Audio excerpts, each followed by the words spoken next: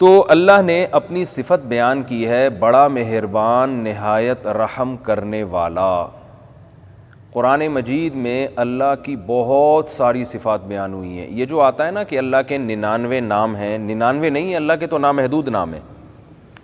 99 تو وہ نام ہیں جن کو قرآن میں بکثرت بیان کیا گیا ہے، اور حدیث میں بھی آتا ہے کہ اللہ کے 99 نام جو یاد کرے گا تو اس کے لیے خوشخبری ہے جنت کی، تو اس لیے 99 ناموں کو لکھا جاتا ہے۔ تو اللہ کے جو بہت سارے نام ہیں،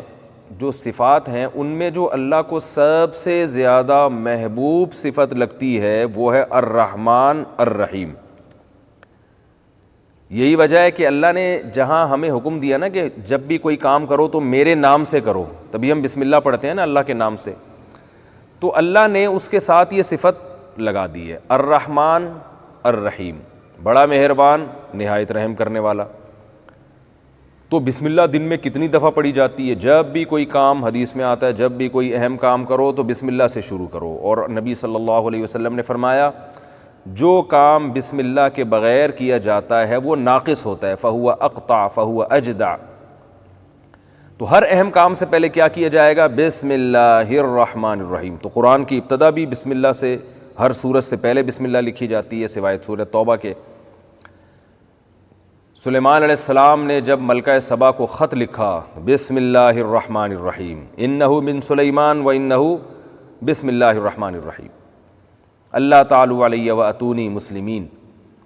تو یہ بھی آج کل ایک بدعت بن چکی ہے کہ آج کل ہم اپنے کاموں سے پہلے بسم اللہ نہیں پڑھتے، کھانے سے پہلے بس یاد رہتا ہے بسم اللہ پڑھنا۔ بعض لوگ کیا کرتے ہیں، جب کوئی تحریر لکھتے ہیں تو شروع میں بسم اللہ نہیں لکھتے، وہ یہ کہتے ہیں بھائی یہ تحریر کچرے میں بھی گر سکتی ہے، بے ادبی بھی ہو سکتی ہے، تو یہ بات غلط ہے۔ اس تحریر کو کچرے میں پھینکنا، کسی بھی تحریر کو کچرے میں پھینکنا غلط ہے، لیکن اس وجہ سے بسم اللہ ہی لکھنا چھوڑ دینا کہ کہیں یہ تحریر کی بے ادبی نہ ہو جائے، یہ بھی غلط ہے۔ آپ صلی اللہ علیہ وسلم جب بھی خطوط لکھا کرتے تھے، تحریر لکھا کرتے تھے، اس سے پہلے بسم اللہ الرحمن الرحیم باقاعدہ لکھوایا کرتے تھے۔ تو اس لیے ہمیں بھی جب کوئی تحریر لکھیں، ہم کسی کے نام کوئی خط لکھیں تو بسم اللہ الرحمن الرحیم، جب اہم بات کرنے شروع کریں تو بسم اللہ الرحمن الرحیم، کوئی بھی اہم کام شروع کریں تو بسم اللہ الرحمن الرحیم، یہ ہمیں پڑھنا چاہیے۔ اور اللہ کی دو صفات، بڑا مہربان نہایت رحم کرنے والا، یہ دونوں صفات اس میں ہائی لائٹ ہوتی ہیں۔ سورہ فاتحہ کی خصوصیت یہ ہے کہ اس میں اللہ نے ہم سے ایک ایگریمنٹ کروایا ہے، کیونکہ یہاں سے قرآن کی ابتدا ہو رہی ہے نا، تو اللہ نے ایگریمنٹ کیا کروایا؟ ایاک نعبد و ایاک نستعین۔ اللہ نے فرمایا مجھ سے ایگریمنٹ کرو کہ اے اللہ ہم تیری ہی عبادت کرتے ہیں اور تجھ ہی سے مدد طلب کرتے ہیں۔ یہ نہیں فرمایا کہ ہم تیری عبادت کرتے ہیں تجھ سے مدد، نا نا نا نا نا، تیری ہی، یہ ہی کا لفظ لگا ہوا ہے یہاں پہ، کیونکہ مفعول بھی کو مقدم کر دیا نا، آبجیکٹ پہلے جب آتا ہے تو حصر کا معنی دیتا ہے، ہی کا معنی دیتا ہے۔ اے اللہ ہم صرف تیری عبادت کرتے ہیں، صرف تجھ سے مدد طلب کرتے ہیں۔ تو بھائی ہمیں ان آیتوں میں اللہ نے قرآن کے شروع میں ہی ایگریمنٹ کروا لیا کہ صرف یا اللہ مدد چلے گا اللہ کے ہاں، اور کوئی نعرہ اللہ کے ہاں قابل قبول نہیں ہے، یہ اللہ نے شروع میں ایگریمنٹ کروا لیا۔ رسول اللہ صلی اللہ علیہ وسلم نے ارشاد فرمایا کہ جب بندہ نماز میں کھڑا ہوتا ہے اور اللہ کی تعریف کرتا ہے، سورہ فاتحہ پڑھتا ہے الحمدللہ رب العالمین، تو اللہ فرشتوں میں فخر سے کہتے ہیں حمیدنی عبدی، میرے رب نے میری حمد و ثنا کی۔ جب وہ کہتا ہے الرحمن الرحیم، اللہ کہتے ہیں اثنا علی عبدی، میرے بندے نے میری ثنا کی۔ مالک یوم الدین ایاک نعبد و ایاک نستعین، جب مالک یوم الدین کہتا ہے تو اللہ کہتے ہیں مجدنی عبدی، میرے بندے نے میری بزرگی بیان کی۔ پھر جب انسان کہتا ہے ایاک نعبد و ایاک نستعین، اے اللہ تیری ہی عبادت کریں گے اور تجھ ہی سے مدد طلب کریں گے، تو اللہ فرماتے ہیں ذالک ھذا بینی و بین عبدی، یہ میرے اور بندے میں ایگریمنٹ ہو گیا ہے۔ بندہ دعا کی قبولیت کے قواعد پورے کر رہا ہے، اللہ کی تعریف بھی کر دی اور مجھ سے ایگریمنٹ بھی کر دیا، اللہ صرف تجھ سے مانگ رہے ہیں۔ دیکھیں جب آپ کسی سیٹ سے قرضہ مانگنے کے لیے جاتے ہیں، بھیک مانگنے کے لیے جاتے ہیں، تو آپ اگر اس کو یہ حوالہ دے دیں کہ بھائی محلے میں لوگ بہت تھے، بڑے بڑے سیٹ ہیں، بڑے بڑے مالدار ہیں، میں کسی سے بھی مانگ سکتا تھا، لیکن میں صرف آپ کے پاس آیا ہوں، تو یہ بات سن کے نا سامنے والے کے دل میں ایک جذبہ پیدا ہوتا ہے دینے کا، یار اس نے مجھے بڑا پروٹوکول دیا، اس نے اپنے راز جو ہے نا میرے سامنے کھول کے رکھ دیے، یار یہ تو اپنے دل کی بات مجھ سے کر رہا ہے، اپنی حاجت کسی اور کے سامنے بیان نہیں کر رہا، مجھے اپنا خیر خواہ سمجھ رہا ہے۔ تو سامنے والے میں اگر غیرت ہوگی نا تو اسے یہ بات سن کے جوش آئے گا۔ تو اللہ تعالیٰ بھی یہی کہتے ہیں، بھائی مجھ سے تم دعا مانگنا چاہتے ہو تو یہ کہو زبان سے، اے اللہ صرف تیری غلامی ہے اور مدد بھی صرف تجھ سے، ہم دعا بھی صرف تجھی سے مانگتے ہیں، کسی اور سے دعا نہیں مانگتے، اپنی حاجتوں کو تیرے سامنے پیش کرتے ہیں۔ تو اس بات سے اللہ کو غیرت آتی ہے، اللہ کو اپنے بندے پر رحم آتا ہے، اور اللہ فرشتے سے کہتے ہیں کہ ہذا بینی و بین، آپ دیکھیے میرے اور بندے کے درمیان ایگریمنٹ ہو گیا ہے کہ اب یہ مجھے سے مانگے گا۔ اب آپ بتاؤ، آپ کسی تاجر سے چندہ لینے کے لیے گئے یا کوئی بھیک مانگنے کے لیے گئے، آپ نے اس سے یہ کہا کہ بھائی میں صرف تجھ سے مانگتا ہوں اور کسی سے میرا ایسا تعلق نہیں ہے، نہ مجھے کسی پہ ٹرسٹ ہے، صرف تجھی پہ اعتماد ہے۔ اس کے بعد آپ نے اس سے پیسے لیے اور اگلے دن آپ کسی اور سے مانگتے ہوئے پکڑے گئے، آگے آپ وسیم بھائی سے بھی چندہ مانگ رہے ہیں، سلیم سے بھی مانگ رہے ہیں۔ تو جو پہلا تاجر تھا جس نے ایک بھاری بھرکم رقم دی آپ کو، اس بیس پہ کہ آپ صرف اسی پر ٹرسٹ کرتے ہیں، اسی پر اعتماد کرتے ہیں، اس پہلے تاجر کو کتنا غصہ آئے گا، بولے گا بھائی یہ تو 2 نمبر آدمی ہے، میرے سامنے کہتا ہے میں صرف آپ سے مانگتا ہوں، وسیم سے ملتا ہے تو اس سے کہتا ہے سر میں آپ سے مانگتا ہوں، اور سلیم سے ملتا ہے تو اس سے کہتا ہے سر میں صرف آپ سے مانگتا ہوں۔ تو یہ ایگریمنٹ کی خلاف ورزی ہے۔ تو اللہ نے بھی کیا فرمایا کہ جو میرے نیک بندے ہیں مجھ سے ایگریمنٹ کرتے ہیں، اللہ کہتے ہیں تو نے ایگریمنٹ کر لیا، اب تو اس قابل ہے کہ مجھ سے مانگ اور میں تجھے عطا کروں گا، شرط یہ ہے کہ تو اس ایگریمنٹ پہ قائم رہے۔ تو یہ بہت بڑا ایگریمنٹ ہے، توحید کا ایگریمنٹ، کہ ہم اللہ کے سوا کسی کی عبادت بھی نہیں کرتے اور اللہ کے سوا کسی کو پکارتے بھی نہیں ہیں۔ تو اللہ نے کیا فرمایا کہ اب جب بندے نے مجھ سے ایگریمنٹ کر لیا، بخاری کی حدیث ہے وَلِعَبْدِي مَا سَأَلَ، اب یہ اس قابل ہوا ہے کہ جو مانگے گا میں اس کو عطا کروں گا۔ اب دیکھیے اللہ تعالیٰ اگر ہم پہ چھوڑ دیتے کہ جو تم مانگو گے میں تمہیں عطا کروں گا، تو ہم الٹی سیدھی چیزیں مانگنے لگتے، ہم کہتے ہیں اللہ جو ہے وہ میری جاب لگا دے، اللہ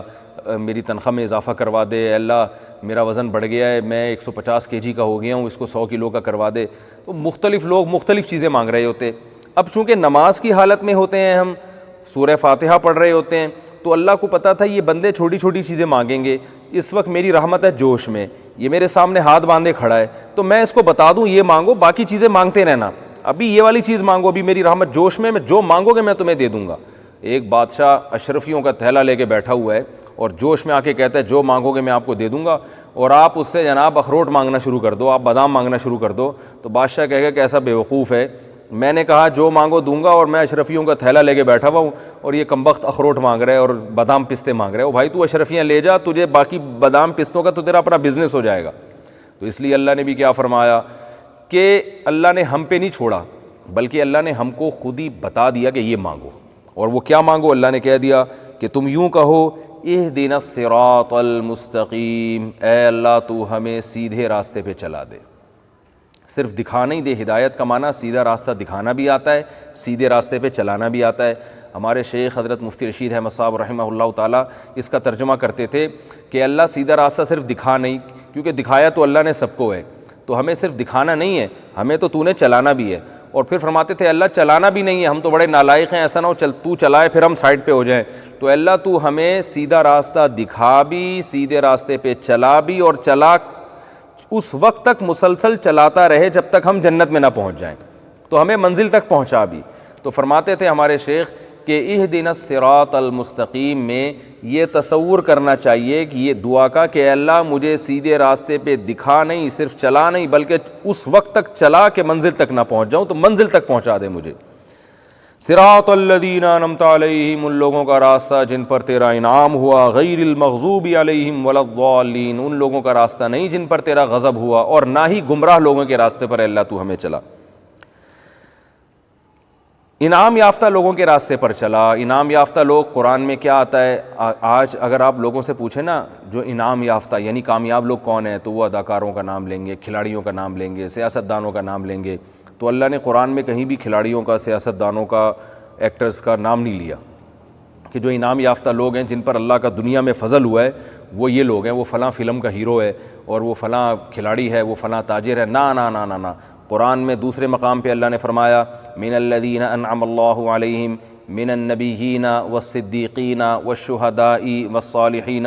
فرمایا انعام یافتہ لوگ وہ ہیں جو پیغمبر ہیں، تم نے پیغمبروں کے راستے کو فالو کرنا ہے، فنکاروں کے، اداکاروں کے اور مغرب کے راستے کو، تاجروں کے راستے کو، سیاستدانوں کے راستے کو فالو نہیں کرنا، پیغمبر کی سنت کو فالو کرنا ہے کہ اس موقع پر نبی نے کیا کیا۔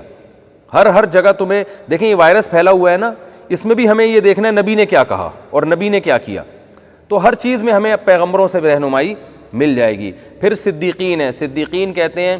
وہ علماء جن کا عمل ان کے علم کے مطابق ہو۔ یہ کیوں ڈیفینیشن ہے صدیق کی، اس کی کیا دلیل ہے، یہ اس میں جاؤں گا تو بات بہت لمبی ہو جائے گی۔ وہ علماء جن کا عمل ان کے علم کے مطابق، علم و عمل میں تضاد نہ ہو، ایک تو علم مضبوط ہونا چاہیے، دوسرا عمل مضبوط ہونا چاہیے، ایسے باعمل علماء کو صدیق کہا جاتا ہے۔ اللہ نے فرمایا صدیقین کو بھی فالو کرو، والشہداء،